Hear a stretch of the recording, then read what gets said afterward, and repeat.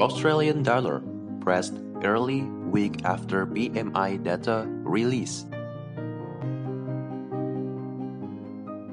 The Australian dollar started the week in a sluggish manner following the release of today's PMI data. January figures showed the IHS Markit Australian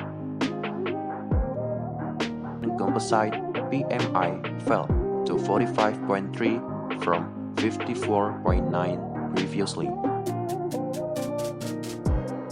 The services sector saw a similar decline to 45.0 against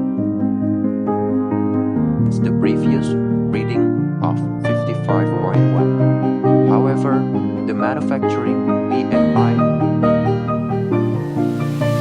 fell at 55.3, down slightly from 57.7 for December. This is likely due to the impact